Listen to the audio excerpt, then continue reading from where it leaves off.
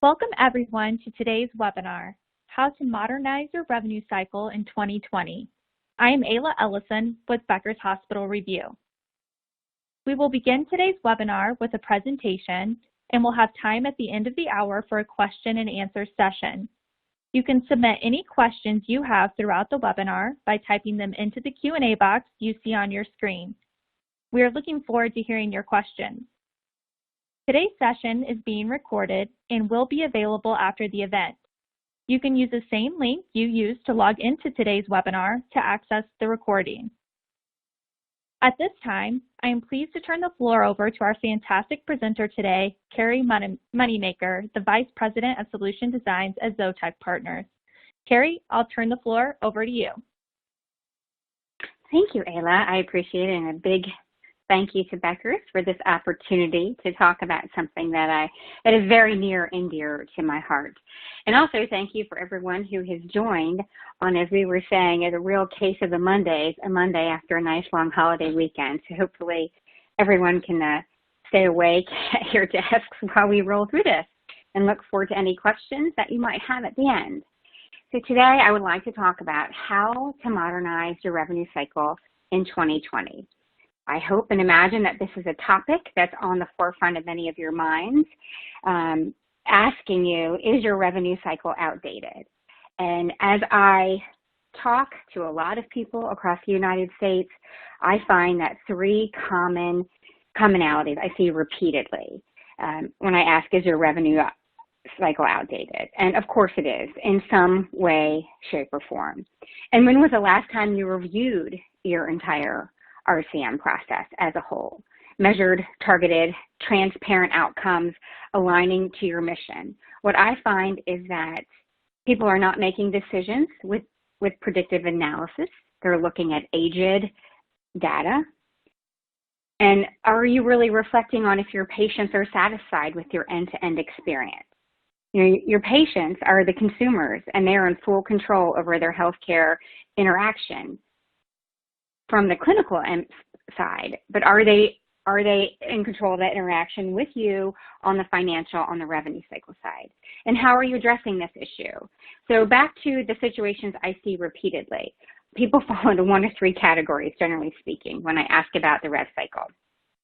And what are you doing? People are either doing nothing because it's too much, it's too expensive, they're too busy, where to begin? And I completely get that. It is an overwhelming process. You know, as we often say, how do you eat an elephant, one bite at a time? And so that's important as we get into this conversation, to talk about how you're going to approach modernizing your rev cycle. The second thing I see frequently is a very siloed approach. And I understand, going back to number one, it's too much, it's overwhelming, we're all too busy. But enterprises, systems are taking a look at one tiny piece and fixing that sort of in a vacuum, and not looking at how that rolls up and rolls out to the enterprise or the community. And you don't have a way to measure that, and that's not transparent to the enterprise solution. So everybody, and this can layer up, one person, one team, one department, one location will have a solution, something that they're updating, but it doesn't extrapolate out across the enterprise. And then the last thing I see is, the same old, and that really isn't the way. We're in healthcare, we are behind the times. As I see it, I don't believe I'm the only one with this opinion or thought, that we're behind the times on how we're addressing our consumers, the patients, how we're operating our systems, not only from the clinical side, but the financial experience. And what I also find often is that people are looking to what others are doing, but no one else is really updating what they're doing. They're doing the same old. And I understand it's very challenging in these big box solutions that we have. So let's walk through some first things first. The key takeaway I'd like you to hold today is that your rev cycle is outdated in some way, shape, or form. But you can update it and become more lean and competitive. And it truly is a competitive advantage in this day and age. My mission today is to help you evaluate some of the opportunities that exist in your current revenue cycle and understand the cost and inherent risks of an outdated rev cycle. And I also would like you to be able to take this back to your home base and have the discussions and begin implementing the change management process towards a modernized rev cycle. And whether you admit it or not, there is all or part of your rev cycle that is very outdated. This creates confusion, chaos, and it's expensive and also puts you at risk. As the end result, I'd like you to understand the benefits as well as the consequences of not taking action on addressing your aged rev cycle. And then I think there's, as I like to say, there's nothing to it but to do it. So let's talk about our purpose statement. So now is the time to evaluate your rev cycle management process and modernize it, really bring it forward and not really into 2012 or 2015, but present day. And it is possible to do so one step at a time. I often get back in conversations that there's absolutely no way that we could spend the time, energy, and money to modernize our revenue cycle. But I think it's important to pick the most important thing to you, to your infrastructure, and begin with that. And it's really important to take time and not jump right in, but take time to evaluate your whole revenue cycle, the processes involved, the outreach to the community and back again, and how it weaves into your clinical process. Obtain buy-in across the enterprise strategically. You've got to get buy-in. This is a change management process. And prepare for and communicate. You can't communicate enough to move forward. Okay. So what does your revenue cycle look like today? Where do you fall in here? Are you in the current state? Is your automation really manual processes and a little bit of automation? Are you using your precious human capital to manage the exceptions? Because we are in an exception management world right now. Or do you have intelligent automation? Using the smart engine to get smarter and work smarter, you should be using automation for coding, AR appeals, contract variants, all of these items that can be standardized and run throughout day and night, regardless of who shows up, who's out sick, or if there's a weather event. And we understand that technology is not cheap, but is more reliable and can be standardized, as I mentioned, and it has the ability to utilize your people for the higher level tasks. And that also ties back to employee engagement. You know, it's kind of a win-win for everybody. And I want you to focus on your patient interactions.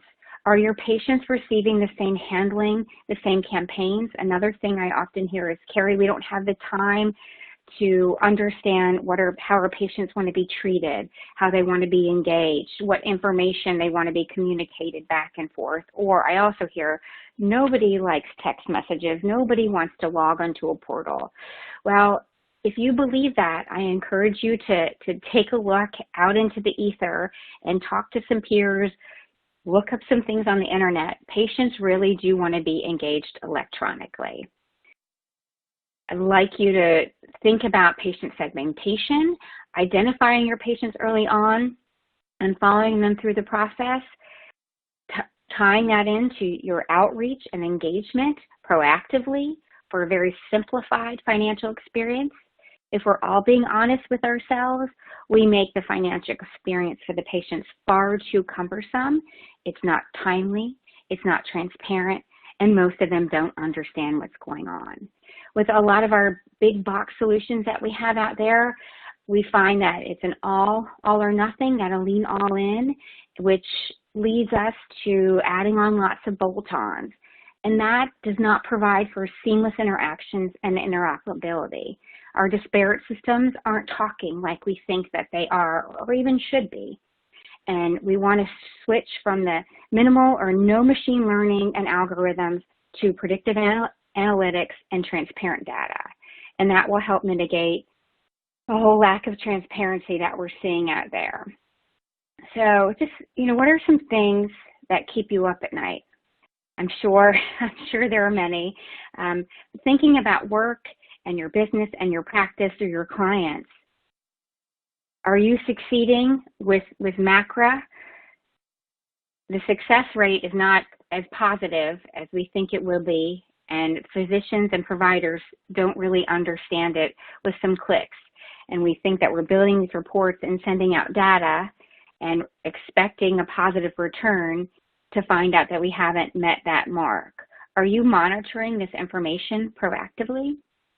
And what are some of your biggest challenges that you face? How are you measuring patient experience and satisfaction? We know, studies have shown, there's information out there that patient satisfaction, patient loyalty is also tied to higher reimbursement. So patients will walk across the street for an exam that's $5, $20 less, even though they're tied to their physician in one system or one office. Are you providing a safe and trustworthy environment for your patient, not just clinically speaking? And what are your pain points? How do you plan to manage your organization's revenue cycle? Rev cycle is a big topic. It's been out there for a while, but the CFOs and CEOs and COOs, they're really taking a look at it. And my concern, the conversations that I have, is that we're going back to the third item that I mentioned before of the situations that I see repeatedly. People are talking, but they're doing what others are doing because it's a little bit different than what they're doing, but you're not really taking those big strides towards success. So maybe take a second while I'm just talking here, and I'm sorry, I can't see all of your faces, but what are some of the biggest challenges that you're facing in your rev cycle today? Maybe jot some things down on a piece of paper or if you have a whiteboard. And I just threw some items up here that I see quite frequently. I won't read them to you, but we know decreasing margins and increasing demands are forcing healthcare to make a change. But what changes are you making? Are you making them without real-time data? Are you making them with old data to forecast forward? We talked about making them in a siloed process without review of the enterprise impact, positive or negative. Are you making the processes more difficult, layered by increasing bolt-ons to, you can't see me doing air quotes, but to simplify the process or the operations? And how many people are you adding on to manage those bolt-ons? Doing this is not simplifying the process. And are your patients satisfied? Do you know that they are? And not just with the clinical experience. As a former clinician, I really look at the financial experience, the patient experience, the rev cycle, rolling up to that whole big experience that your patient, the consumer, has when they walk into your building. That revenue cycle is an extension of the clinical service and vice versa. And we want the whole piece, that whole process, to be as transparent and informative and proactive as possible. Okay, let's get into it, shall we? Let's talk about intelligent automation. And this is where we want to allow the technology to support the people. So, which one are you? How do you get to the potential you? And maybe you're living somewhere on the right side of the slide, the potential you. You're allowing the technology to do the repetitive work. You know, technology has gotten a smack in the face for the past couple of years because people who are taking technology, you know, there are always glitches. You reduce some of your labor force and they have to go out into the community to find other work, or you can repurpose them in this day and age. But really, technology is the way to go to give you the seamless process. And not saying take all the work away from your people, but as I mentioned before, use the manual processes of human interaction where we really need it. You know, can you turn some of your AR reps into patient financial counselors and allow the automation to do the standardization process on the AR side? You can be creative and offer, as I mentioned before, opportunities to your employees. And really, it's time, if you're not engaging in any intelligent automation, to look into different silos and areas that you can implement AI. It really will help the transparency and the outcomes as well as the data that you have across your enterprise. Upfront estimation. How many of you are providing upfront estimation to your patients? And how accurate is that? Are you finding any challenges with that? It's important to let patients know before they come in what to expect. I always like to use the example of going into the grocery store, right, or buying a pair of tires. You walk into the grocery store, you get the items, you know what the price is because it's sitting right there on the shelf, and you take it up, and they won't let you out the door if you don't pay. I haven't tried it, but I'm pretty sure that they won't let you out the door. We let people out the door all the time in healthcare without knowing what they should pay, giving them that expectation, helping them set up a process to pay ahead of time and understand. Now, you buy a house, you know what that price is, and you work through a payment plan. We should be doing the same thing in healthcare. So let's shift our conversation to patient segmentation, a big part of the automated intelligence. Now, I understand patient segmentation can be a scary topic and make people cringe. Yet it's really important to understand how this plays into the revenue cycle and really helps you gives you a competitive edge, as well as more satisfied patients related to their fiscal experience. So at its core, segmentation analytics, it helps us all and your key stakeholders comprehend the behaviors that attract, retain, and maintain the engagement of your patients, right? Aside from creating a healthy patient population, right? What do we want? We want more patients, right? We want patients to stick around, and we want satisfied patients. So in this age of our consumer-driven healthcare, it's critical to manage these expectations of your patient population proactively and seamlessly. And I'll be frank, I don't know many people, institutions, enterprises that are doing this well full cycle. As I mentioned before, the rev cycle is seen as an extension of the clinical service. So you must understand your patient's preferences, not just how they want to be treated clinically, but all through the process. And we are not overall trusting in technology. So if we're not trusting technology, if we're not going to be brave and engage patients, encourage them to schedule via a portal or an app on their phone, or accept text messages for communications, not just clinical, but financial as well, do you think your patients are going to be brave and trustworthy of that process? Are you a trailblazer? And the biggest challenge, I'll say, that you may face is the perceptions that the patients might not have experienced a proactive approach in the past. And so it's a little bit of a paradigm shift here, that if you're shifting from the bystander mode to a trailblazer, again, as I mentioned before, it's a change management process. You have to evaluate, set up your different processes with timelines, create buy-in, and make sure everyone has the same story or script to share with your patients and providers as well.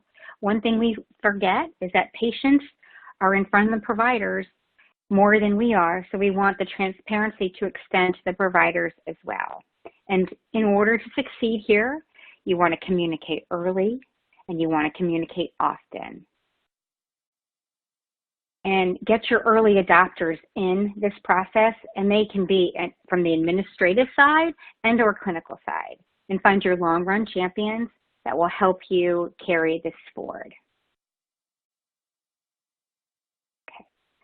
The patient financial experience, putting customers front and center. This is the modern age that we're in now, right? How many people use Amazon? How many people are shopping on Cyber Monday now while they're listening to this presentation? Maybe a few. I don't blame you. It's okay. There are some good deals out there. How many of us use Uber and that expectation where you clicked on your app, you can see the car when it's arriving, who's driving, how many stars they have, and you can monitor that. We don't do that in healthcare, but we can. And this is where we need to be and shift in healthcare, the business to consumer model. Because as I've said before, and if you haven't gotten it yet, your patients are your biggest payer. We're all spending time, energy, and money collecting the insurance information, still sending the claims out to the insurance companies, right? And they come back to you and say, Carrie Moneymaker has a high deductible plan. Please collect this money from Carrie Moneymaker. Are you collecting that money from Carrie up front? Are you letting your patient know ahead of time? Or are you waiting 30, 60, 90 days after guarantor balance? So this is what I love to talk about. People, are you one step better than the rotary dial? And for those of you that don't know what the rotary dial phone is, I put a little picture down there. I know what the rotary dial is because my grandmother was blind, so we had rotary dials all over the house because that's the only way that she could call out or answer the phone. And I do remember that they were very heavy and cumbersome, which is a great assimilation to what the revenue cycle process can be if you are not moving or are not a digital engager. Are you, as I mentioned before, are you engaging patients at time of scheduling or at time of service? When you say TOS or PATOS or KATOS, do people look at you with a blank stare? Do they not understand what time of service or time of scheduling collection is? Do your patients wait for the bill? As I mentioned before, this will be a big paradigm shift for a lot of people, not just your team members, your providers, but also your patients. And this is not a last-minute project. Where I have seen this fail is someone takes an idea, copies an idea from someone else, or implements something with communication to the patient, and they don't take the time to advise the patient population ahead of time, proactively, as well as work with their key stakeholders who are going to be their champions for the process. So the picture of your patient financial experience. What is your experience? Is it disconnected, inconsistent, or are your patients at the center of a fully connected experience? Do they have control over their interactions? And what I mean by that, are patients able to schedule on their own? And I realize that might be some instances, procedures that they can't schedule on their own. You don't want them to because it requires counseling, authorization, etc. However, there are many that they can schedule on their own. So are they empowered? Can they interact and schedule their type of visit that they want on their own? Are they able to perform registration for you that integrates with your system? And this is great because that prevents how many times has someone heard, oh, I already gave you that information. Why are you sending me this denial information? I already gave you the correct information. Why don't you have it? Well, if the patients are entering it at time of scheduling that they can be doing remotely, saving your precious human capital for the higher level discussions, the ones that need an expert involved, then you don't have to have the bounce back to the patient, right? And then the patient can verify that when they come in, so it's not just renegade. And during the scheduling and registration process that the patient is doing, self-contained, self-served, they see eligibility right in front of them. They see estimation right in front of them, as well as payment expectations and opportunities to engage payment prior to the time of service. And if not, they understand what is owed at the time of service. Are you connecting to your patients, payers, and disparate electronic medical platforms, which is super necessary for the full transparent experience, which provides an ease of patient navigation and an increased understanding from your patient population will provide you with more satisfied patient, less friction, as well as also more satisfied providers, truth be told. And you're going to have a better return on your revenue early on because patients understand their bills and what's asked of them.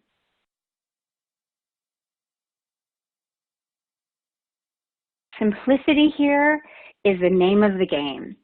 We've made it so difficult in healthcare, and we keep adding people and systems and spreadsheets and laminated communications and flowcharts. Is this you? Are you shaking your head? Is this what you see in your organization? And we're confused. The patients are confused. The providers are confused. We need to stop this cycle. And why do we make it so difficult? Think of industries or interactions that you've had outside of healthcare that you find transparent and simple, and you don't have any regret or frustration through the process. I mean, the last thing you want to see is a patient coming into an appointment completely frustrated just because of the scheduling registration process, or coming back to a follow-up once they've had a bad rev cycle experience or patient financial experience. Make it simple for your patients to interact. And this is a great place where you can start if you're overwhelmed by your rev cycle process. As I mentioned, look at the whole process all the way through, and it's not separate necessarily from the clinical experience. It should flow all the way through from the scheduling, registration, we talked about eligibility and estimation, all the way to the end of the experience, which is, the payment up to the allowed percentage for that service or those services. Do you have an end-to-end solution that flows seamlessly through, that's transparent and measurable? In doing that, evaluating that process, take a look at your bolt-ons, and are they helping your efficiency, your transparency to metrics, to ROI, to productivity, to cost? And how many people do you have to manage the bolt-on processes? This is another conversation that I've had quite frequently is, oh, we have this bolt-on or that bolt-on, or I forget how many bolt-ons we have. When we're trying to cost contain here and focus on revenue optimization, but we've had to add so many people to manage the bolt-on process, and I'm not really sure how the revenue is being optimized. Simplicity is the path up to transformation. We've been making this too hard. So I mentioned interacting with the consumer earlier from the point of scheduling, where they can choose their own visits. They see transparent pricing right in front of them. They're able to pick the date while they have their calendar up, and they're not waiting on hold, frustrated how long they've been on hold, or in a callback queue, getting a call back 2 hours later while now they're in a meeting and not available. And they can engage, updating, as I mentioned before, the information for the patient as well as the guarantor. It's self-schedule, on the go, lessening the burden on your human capital. And they follow the process through eligibility and estimation, see it transparently right in front of them. You want transparent interactions via an easy user interface that provides clarity and a simple interaction. But with the reminder all the way through that the expectation of payment, remember, we are providing a service and we're expecting payment for the service, right? So we need to start having these conversations with our patients up front about that early on. And I talked about the patients being empowered in registration, where they can mitigate the conversation or the denial that I've already submitted this information and one of your many systems overwrote my information or sent you the wrong information for insurance and guarantor responsibility. And lastly, here you want to tie in the clinical piece, integrating with the EMRs to provide the check-in and check-out. So here you can walk patients through scheduling, registration, the estimation and eligibility, even sign the consent form so they're reminded of the procedure or the service that's up and coming. But then you can link this back to the EMR where it's seamless for the providers. The providers can see the same information that the patients see. Patients do ask providers about the fiscal part of their experience, and providers I know some don't want to. The providers that want to be part of that conversation see the same exact information that the patient sees when they check them in or they see them walk in the room. And this is a huge key to mitigating frustration with your patients and your providers and mitigating friction. So patient outreach. I'd like you to think about your patient outreach and where you are in that process. How do you touch your patients? Are you meeting them where they are? We've shifted. It's been several years, and if you haven't leaned into this or acknowledged this, now's the time. The high deductible and HSA plans have created a new relationship for the patient and provider enterprise system. It is business to consumer. So we are dealing directly with the patients, even though you still might have 25% of your patient population Blue Cross. Do your patients understand their bills? We talked about this early on. I mentioned this early on, that understanding the bill is really important to mitigate that friction and frustration. Do you understand that 40% of patients don't pay medical bills because they don't understand them? So that's a big number, isn't it? It's significant. Think about the AR that you have outstanding now. Think about the AR that you may have written off to a collection agency. Think about your call centers or the reps who are working to help patients understand the bill after the procedure has occurred, after the insurance company has adjudicated. Now, are you talking 30, 60, 90 days or more afterwards that your patients are questioning their bills or forced to pay it out of frustration because time is ticking and they've been threatened with collections? How can you help your patients understand their bills better? We talked about texting. Patients want to be engaged digitally. There are some studies out there that show upwards and over, depending upon the area of digital engagement, that patients want to be texted. They want to use portals. They want to use IVRs. You can have a texting campaign that follows different cadences for your locations and your areas, but the idea is to touch your patients timely, consistently, and more often. Gone are the days of the 3 dunning statements, two statements, and a collection letter. We need to have a more proactive outreach to our patients. Okay, let's talk about interactions and interoperability. And what that is disparate systems talking. We all have a variety of systems, I'm sure, in our organizations. And they're exchanging and interpreting shared data. But do you have the ultimate outcome of the data being understood by the end user? How many reports do you have to look at in your day or your week or your month to tie a story together? How many people do you have creating, running these reports for you? Are you able to look at some dashboards, click on some reports, and understand the health of your organization real time, right there, right now? Are you using automated actions to update one system to another? You know, bots aren't bad. They get a bad rep, but they're our friends, and interoperability is critical for outcome improvement. And it's also the biggest challenge. Here's my little plea to be kind to bots, because they're kind of adorable, right? All right, let's talk across technology here. Is bolt-on misery your game? Or are you going to streamline? Because that really is the new bolt-on, the simplification. I'm sure you face challenges, as everyone does, and inconsistency in identifying patients, lack of standards for sending information back and forth between disparate systems, and auditing information to make sure it actually makes sense and that people aren't doing work unnecessarily looking at false data.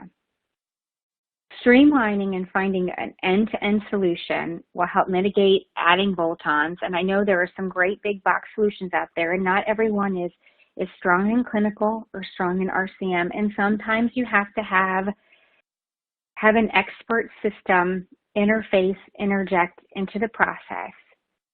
And as long as you're able to bridge the gap between the applications, make data sharing efficient and easy, you'll have standardization across your enterprise, you'll see increases in productivity, and reduce your cost, your risk, and your errors. And ultimately, you're going to improve the patient experience and improve all the transparency across your enterprise. And look for a revenue recognition solution.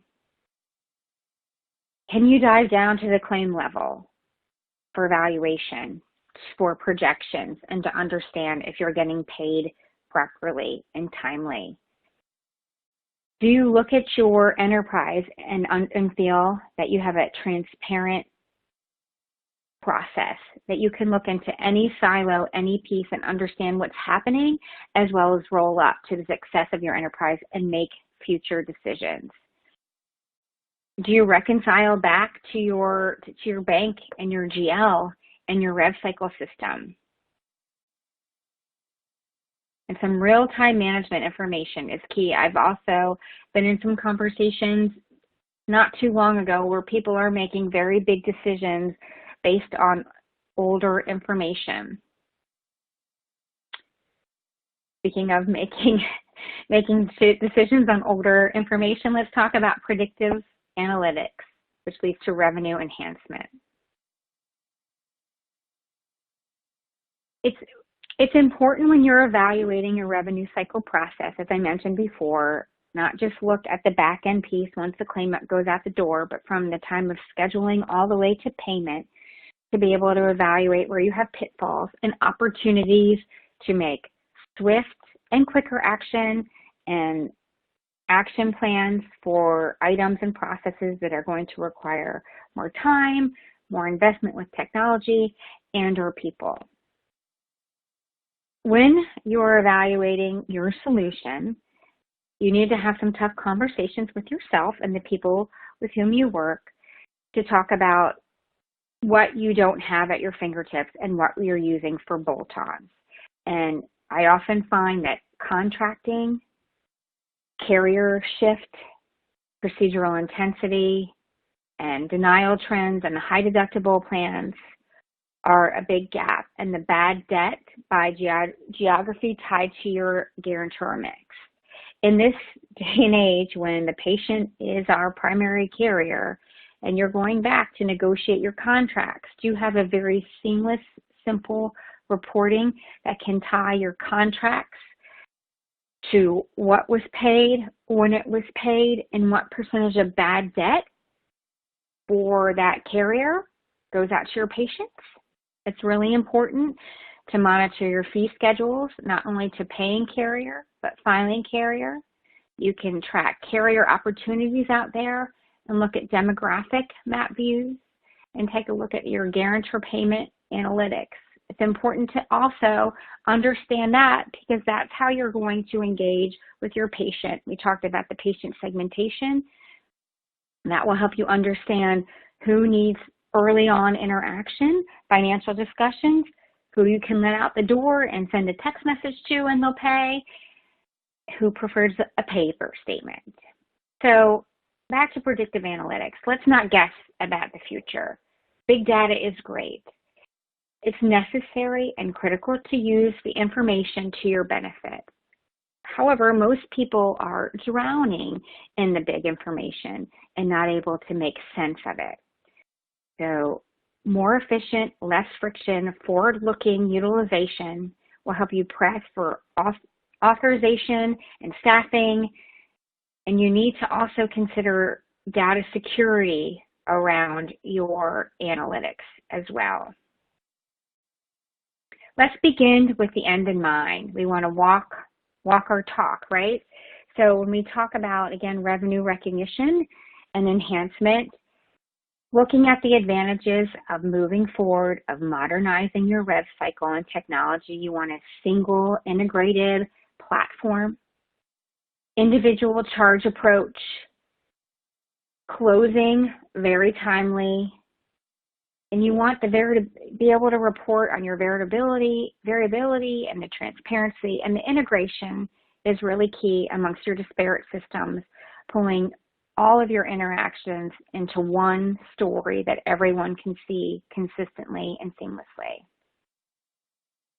And are you, as I said earlier, walking your talk? Are you following through from the accounter to the cash collection to the payment to the percent of the allowed amount from the insurance carrier? Following all of that through, adhering to your SLAs, to your timelines to deliver for your internal and your external clients.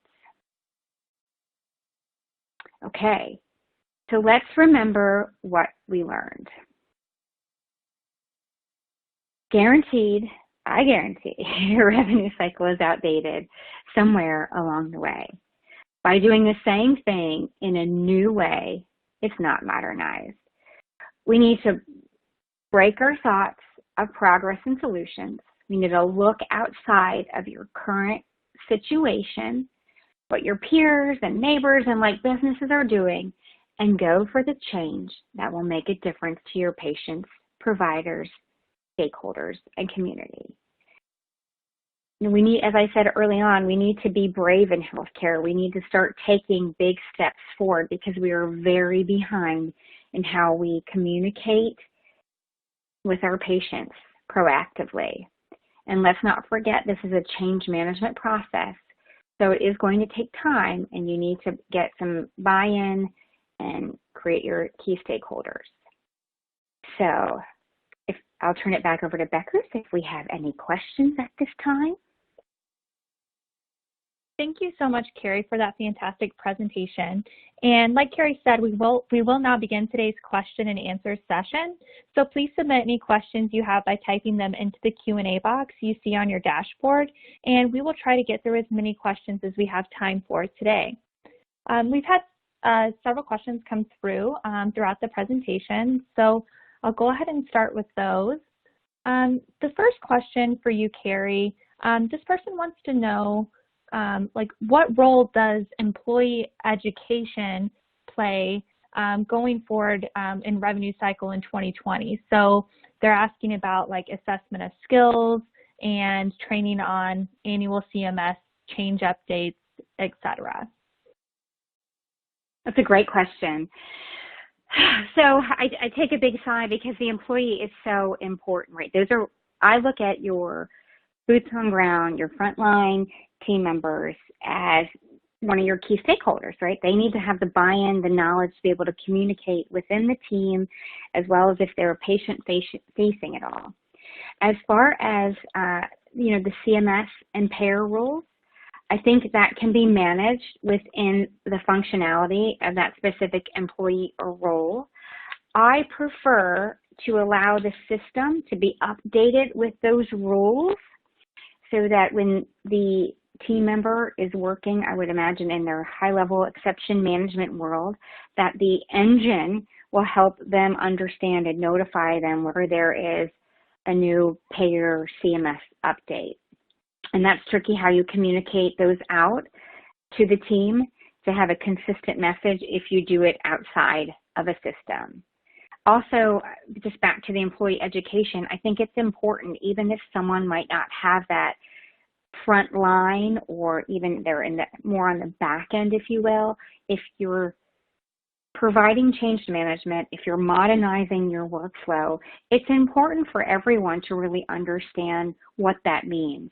So for example, if you're updating your AR, machine learning, AI on the back end, it's important that the front end understands, if they're doing scheduling and registration, where to enter that information is if that's going to change, why it's important to focus on these fields, or if you add a hard stop somewhere or a dialog box pop up, and vice versa. I hope that answered the question. Great. Thank you so much, Carrie. The next question has to do with claim denials. So this person is asking, what is your recommendation for handling unfair medical necessity denials in patient admissions that would increase revenue? So I think just your best tips for handling those types of denials. Yes, and this is where automation comes in, because studies have shown that it takes human capital person, an average, 13 to 18 minutes to perform an appeal, to standardize your appeal process via your system.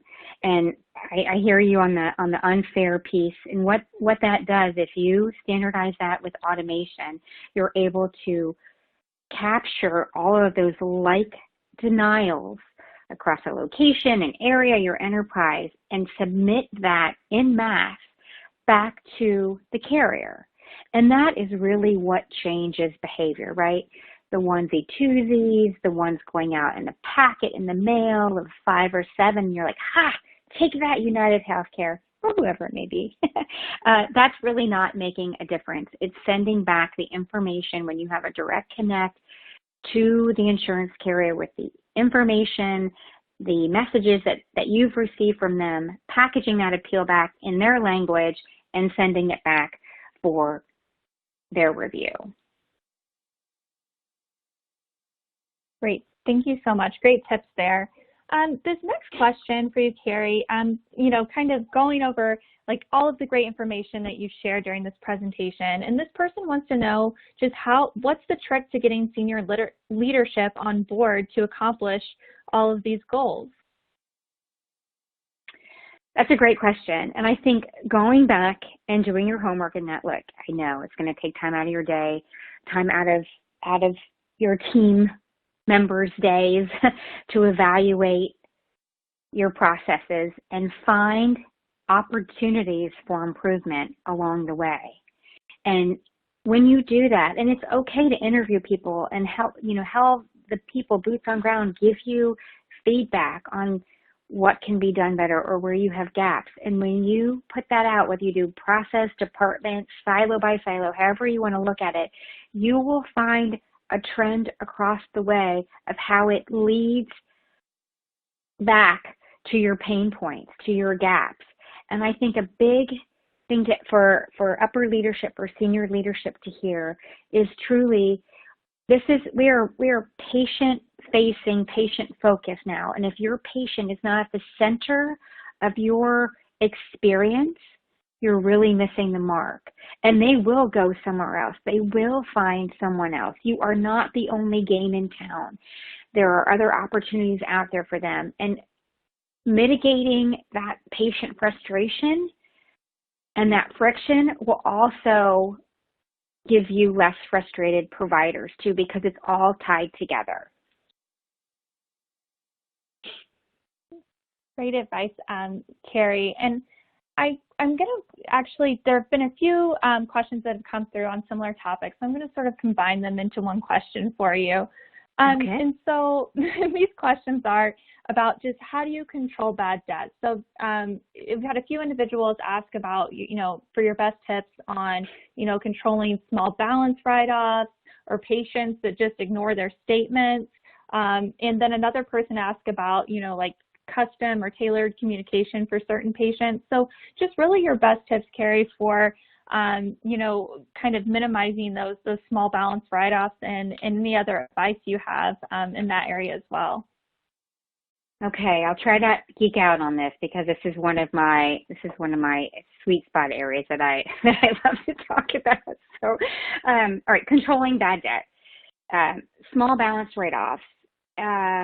So I don't know what system or systems you use, using a guarantor-based system, a line item system where you have each encounter roll up onto a statement, a balance could help mitigate that. Also, I will always go back to predictive analytics, and this also dovetails into the customization that if you allow your patients to engage early on, it's going to take you a little bit of time, to understand their preferences, right? But if you allow them to engage early on at time of scheduling, registration, you and your system, you'll start to understand their preferences, that they want to engage digitally. They like to pay 10% of their bill before they come in the door.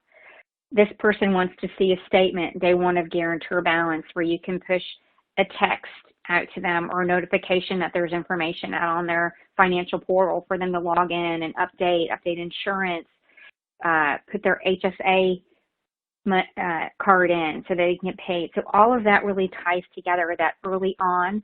And if you, right here, right now, I get if you don't have the automation and the analytics to implement, you can talk to your team, your key stakeholders, and start talking to patients at time of scheduling about their current balance, about their past balance. And so that's a big paradigm shift, right? We talked about that a couple of times today, that it's the biggest thing that your patients might face if they haven't gotten statement. They're used to getting statements, 90 days or never after service, that you're having conversations with them early on. If someone's calling to verify scheduling, Ms. Moneymaker, you know you owe $40 from 2 months ago and you're going to owe me $20 tomorrow, as well as touching them timely after adjudication. Great. Thank you so much, Carrie. And it looks like we have time for at least one more question today. So go ahead and jump in with this one. This person has a question about automation and whether the automation tools you were talking about earlier, if they catch coding or dictation errors, and if you could just expand on that a little bit, just if they do catch those errors, how they do so, or if not, what that process looks like. Sure, that's a great question. So on the coding and dictation errors, I would say I'm sure there are systems out there that can look at dictation. I'm not familiar with that, but as far as the coding piece, depending upon if you have the provider do the coding and it comes through an editing system, you can have edits in place for if like items don't match up. You can also use machine learning or language recognition to scour a report, right? Have the bots scour a report to make sure that everything in the report is matching up to the scheduled exam or the CPT code that the provider has appended to that. So there are a variety of ways that you can do that. And I guess tying back to the dictation piece, if you have the bots looking at the report, you can see where there might be gaps in the dictation, what someone might be saying comparative to the code, or what's not included in the body, which you would expect to be the show me thing that's a down-coded procedure. And then you can go back and do, that would take a human, auditing to collate that. But we see very quick trends in that with tracking the CPT codes that certain providers send in and tying it back to auditing their reports or the information that's in the EMR, and that also gives you opportunities to help improve their dictation or their clicking, whatever it may be. Great. Thank you so much, Carrie. I think that's all the time for questions that we have for today. But Carrie, before we wrap things up, do you have any final thoughts for everyone that's listening in today? I do. I just want to thank everybody for their time. I hope that you got some awesome Cyber Monday deals. And I just want you to feel challenged and empowered to go back and make a difference, and that it is going to take time, but you really do need to go back and as I've said multiple times, evaluate the process and take the time to do so, and get that buy-in from everyone, from C-suite senior leadership to your peers and to the boots on ground team members, and set the course and be able to know that you're going to have to make some changes, but you will change for the better, and you owe it to your enterprise, your organization, your community, and the patients, and really healthcare in general, because I feel like if we all start making these nice vibrations and these movements forward, everybody will jump in, and healthcare won't be the bad industry out there anymore, ignoring their patients. That's all. Well, thank you so much, Carrie, for your excellent presentation. And I also want to thank Zotec Partners for sponsoring today's webinar. That is all the time that we have for today, but please enjoy the rest of your day, and we look forward to having you join us for future webinars. Thank